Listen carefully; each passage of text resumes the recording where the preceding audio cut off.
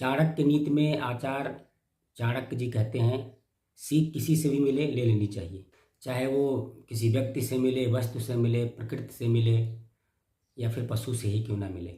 सिंहादेकम बकोदेकम शिक्षेत त्वारि कुक्कुटात् वाय सात्यपत्यम शिक्षेत खट सुनस्त्रीण गर्दभात। इस श्लोक में आचार्य चाणक्य जी कहते हैं कि सिंह और बकुले से 1-1, मुर्गे से 4, कौवे से 5 और गधे से 6 सीख ली जा सकती है। हमने अपने प्राथमिक कक्षाओं में भी पढ़ा था कि काक चेष्टा वको ध्यानम स्वानिरिंद्रा तथेवचा अल्पाहारी गृह त्यागी विद्यार्थी पंचलक्षणम।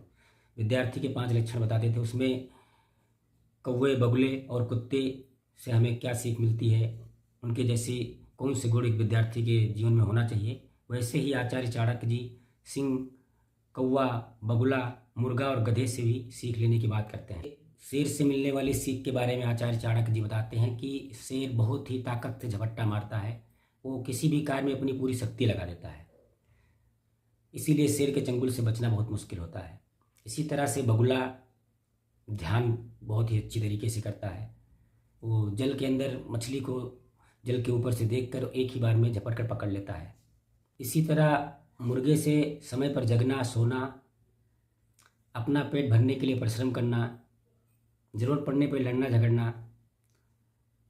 कौवे से संग्रह करना, किसी पे जल्दी विश्वास नहीं करना और चतुरता और चालाकी सीख सकते हैं। कुत्ते से थोड़े में संतुष्ट होना, स्वामी भक्त और नींद में भी सतर्क रहना सीख सकते हैं।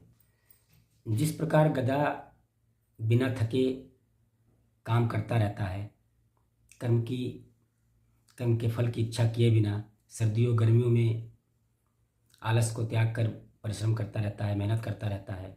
लोग बोलते भी हैं कि गधे की तरह मेहनत कर रहा है, थोड़े से भी गुजारा कर लेता है, संतोष करके इधर उधर कहीं भी चर लेता है। इसी प्रकार मनुष्य को भी संतोष करके फल की चिंता किए बिना यथावत कर्म या कर्तव्य करते रहना चाहिए। मैंने पहले भी वीडियोस में चर्चा की है, बात की है कि ज्ञान सर्वोपरि है और सीख हम किसी से भी ले सकते हैं, भी हो सकता है, अच्छे भी लोग भी हो सकते हैं। कोई चीज़, कोई घटना, कोई परिस्थिति हमें सब सीख देते हैं। हमारा देखने का नज़रिया, हम इससे क्या चीज़ सीखते हैं, ये बहुत बड़ा महत्व रखती है। मैंने पहले भी उदाहरण दिया है सूप और चलनी की।